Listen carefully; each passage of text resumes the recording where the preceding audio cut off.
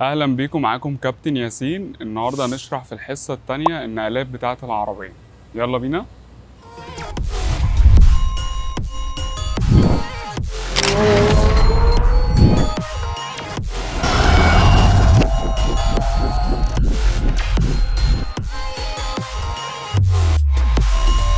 مهم جدا انك تبقى فاهم ان نقلات العربيه ليها طريقتين، ممكن انقل عن طريق الصوت وممكن انقل كمان عن طريق العداد بتاع العربيه.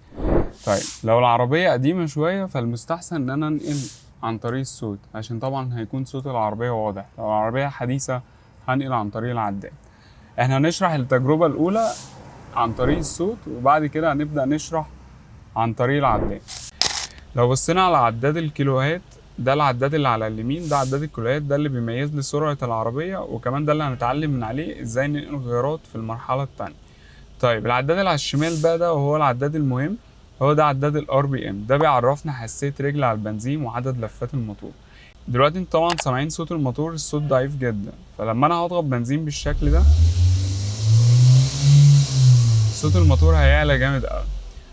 طبعا لو صوت الموتور عالي قوي ده مش شكل طبيعي، بس لو صوت الموتور راح، لو العداد ده راح لرقم 2 بالشكل ده كده وثبت عليه، هسمع ان هو الصوت بتاعه بقى نورمال شوية، يعني ولا عالي جدا ولا واطي جدا. وهو فعلا الصوت ده اللي بيخليني ابدا اقرر ان انا اروح للغيار التاني. ازاي بقى اميز صوت الموتور؟ ببدا العب لعبة كده. اول حاجة بدوس سن البنزين وبدوسها باطراف صوابعي على البنزين لحد ما اوصل لرقم 2، وانا باصص على العداد عادي جدا، وافضل اركز مع صوت الموتور وافهم التفاصيل اللي بتحصل في صوت الموتور بالظبط. وبعد كده بشيل بنزين، هبص في اي مكان عكس مثلا اتجاه المراية بتاعتي. دلوقتي هنلعب اللعبة بتاعتنا. بعد ما قدرنا نميز الصوت عن طريق العداد، هنبدأ نبص في اي اتجاه بعيد عن العداد ونضغط سن البنزين لحد ما نسمع صوت الموتور عالي بنفس الصوت اللي انا كنت ظابط عليه بالظبط، وهتلاقوا ان هو بقى بالشكل ده، بقى عندي رقم 2 بالظبط. طب انا ايه اللي خلاني اعرف انجح في اللعبه بتاعتي؟ وايه اللي خلاني فعلا اعرف اميز الصوت؟ احنا ربنا خلق لنا حواس جميله جدا، فانت محتاج فعلا في العربيه المانوال دي تشغل حواس جسمك كلها عشان تعرف تتعلمها بسهوله قوي. وعشان كده عايزك تشغل حاسه السمع معاك عشان تفضل طول الوقت عينيك على الطريق مش عينيك على العداد.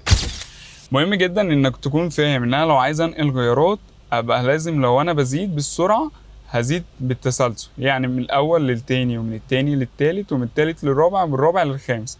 ما ينفعش خالص انقل غيارات من الاول للتالت، وما ينفعش احرك العربيه بتاعتي على الغيار التاني ولا التالت عشان ده غلط ميكانيكا جدا. وبعدين العربيه برضو مش هتقدر تتحرك معاك، طيب هتلاقيها بتبطل منك. الصح بقى ان انا لو عايز اتحرك طبعا هتحرك بالغيار الاول.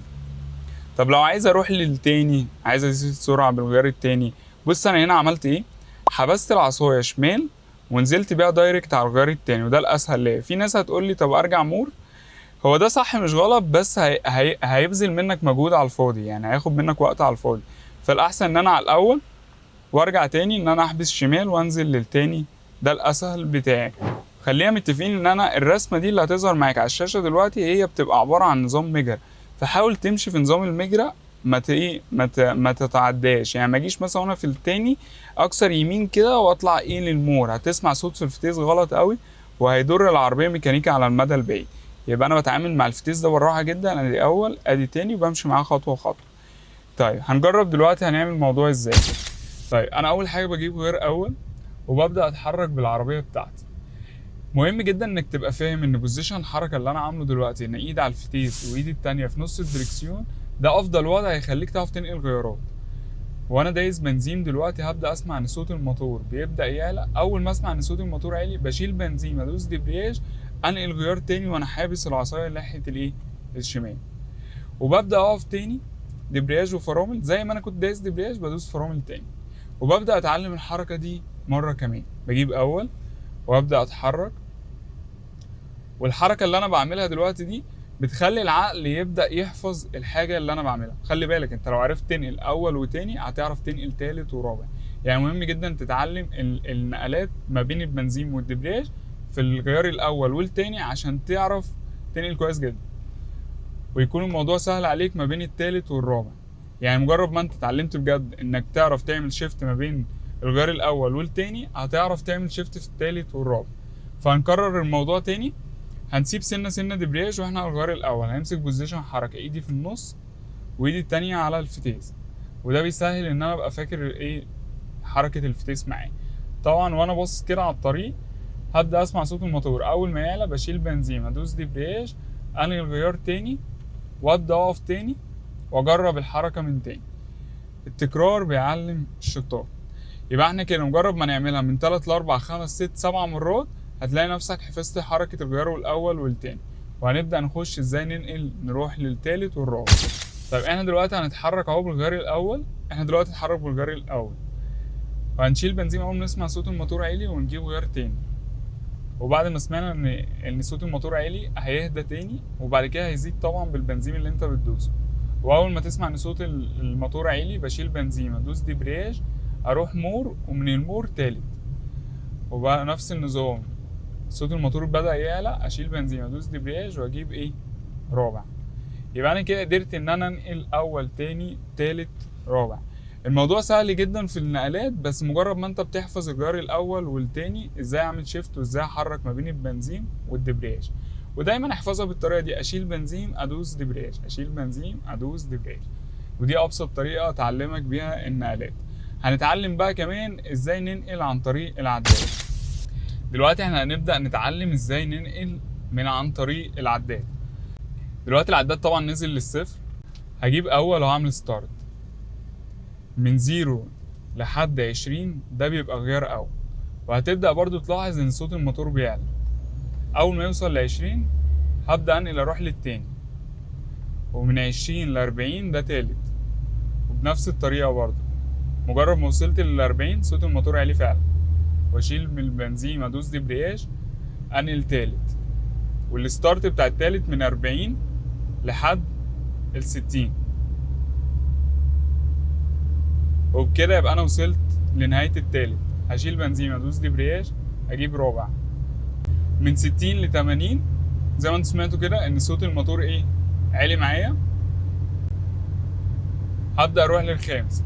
يبقى الخامس هيستارت معايا من 80 لحد 200. طبعا ايه ده كده انا فهمت كده النقلات عن طريق العداد بتاعي. بس انا لو فضلت مركز زي ما قلت لكم في بداية الفيديو، لو فضلت مركز في العداد هنسى الطريق بتاعي. فالاحسن ان انا اعتمد عن صوت الموتور، مش ان انا اكون مركز مع ايه مع العداد. ولو هبص على العداد هلمحه ومش هركز فيه. طيب دلوقتي احنا اتعلمنا ازاي نزيد بالسرعه. باختصار بقى عايزين نتعلم ازاي ننزل بالغيارات بتاعتنا في العربيه. انا هبسط لك الموضوع شويه. اي يوتيرن هتاخده لازم يكون على الغيار التاني. يبقى انا لو داخل على يوتيرن بنفس الطريقه اللي انا فيها دلوقتي، انا رجعت الغيار تاني قبل ما اخش اليوتيرن عشان لما الف اكون انا حطيت الغيار بتاعي. دلوقتي هزيد بالسرعه وهجيب برضو ايه الرابع. بص هنقول حاجات بسيطة قوي هتسهل الموضوع عليك في النزول بتاعة الغيارات. يوتيرن هنجيب غيار تاني، مطبات هنجيب غيار تاني، اي دخلة يمين شمال هنجيب غيار تاني، لان ده بيخليني اعرف اعمل كنترول على العربية ومكنش داخل ايه بسرعة جدا. ما عدا طبعا الكيرفات على الطريق. فرق ما بين الدخلات والكيرف. كيرف يعني منحنى بسيط على طريق سريع، فده طبعا مش هنزل بيه على غيار تاني. يعني انت كده كده ماشي بالسرعة بتاعتك، كل الموضوع ان انت بتشيل بنزين بس. بس داخلة يمين او داخلة شمال ده معناه ان انا هلف العربيه بتاعتي، فلازم اكون بطيء جدا على الغيار التاني مثلا. الا بقى هجيب اول في حاله لو في عربيه قدامي وهضطر اقف، فبعد ما بقف بجيب غيار اول، مش والعربيه ماشيه بجيب غيار اول. لان معظم العربيات دلوقتي بقوا عاملين نوع حاجه اسمها سيفتي، وده هنشرحه في الفيديوهات. السيفتي ده بيحمي العربيه الفتيس بتاعك ان انت تجيب غيار قليل في سرعه عاليه عشان ما تضرش الفتيس بتاعك. عشان ما اطولش عليكم في الفيديو، زي ما اتفقنا يوتيرن، مطبات، او ان انا هاخد يمين وشمال هنجيب غيار تاني. طيب ازاي بقى افهم الموضوع ده عن طريق العداد؟ لو انا عايز انزل بالغيار بنزل على بداية الغيار. يعني مثلا انا دلوقتي على الرابع بس ماشي 60، تمام. لو داخل على مطب هدوس دبرياج مع فرامل، هتلاقي السرعة بتبدأ تنزل. قبل المطب بشوية بجيب غيار تاني، ده عادي جدا مش غلط. هسيب فرامل، ارفع دبرياج سنه سنه عشان لسه العربيه ماشيه. هتبقى ظاهره على العداد ان هي نزلت على الزيرو، بس هي العربيه فعلا كانت لسه ماشيه. فمشيت بالغيار التاني. دلوقتي انا جبت غيار تالت، وبعدين جبت غيار رابع، وبعدين حسيت ان العربيه اللي قدامي دي قريبه مني جدا فدوست فرامل. ايه الانسب ليا ان انا انقل غيار دلوقتي؟ لو انا على بدايه ال40 يبقى تالت طبعا، زي ما اتفقنا ان احنا ال40 ده بدايته الغيار التالت. يبقى انا لو انا هنزل بغيار بنزل من بدايته مش من نهايته. يعني ما ينفعش ان انا اكون على غيار رابع وماشي على سرعه مثلا 65 70 واجيب دلوقتي غيار تاني واسيب دبرياج. هيحصل ايه للعربيه؟ هيحصل اندر شيفت. شفت صوت الموتور عالي ازاي؟ هتحس كمان ان العربيه بتبدا تبطأ منك جامد قوي. ده ومن غير ما تدوس فرامل. ده بسبب ان انت جبت غيار قليل في سرعه عاليه جدا، وده غلط جدا على الموتور وغلط ميكانيكي. يبقى الصح بتاعي ان انا اعمل ايه؟ اجيب الغيار او انزل بالغيار في بدايته. يعني مثلا عشان ما تتوهش مني، لو انا على التالت وماشي على سرعه 60 هجيب تاني لما انزل على سرعه 20. يعني ابطئ الاول واجيب الغيار بتاعي. لو انا دلوقتي ماشي على التالت، بدأت بالتالت من 40 ل 60 وجريت على 60، وبعد كده زودت شوية وعديت 60 جبت 40، وشوية كده قابلني مطب. هل اول ما اشوف المطب اجيب غيار تاني؟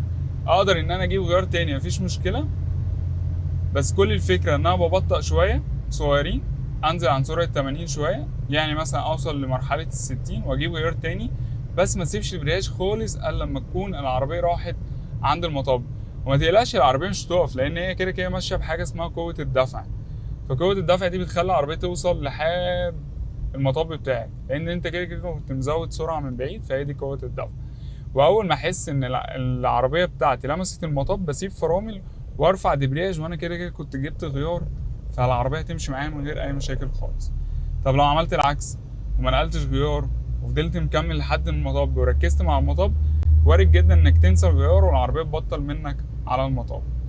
وبكده احنا خلصنا الحصه بتاعتنا في كورس تعليم قياده السيارات المانوال. تابعني عشان تشوف الفيديو اللي جاي، ولو استفدت يا ريت تعمل مشاركه للفيديو عشان اصحابك كمان يستفادوا معانا. شكرا ليكم.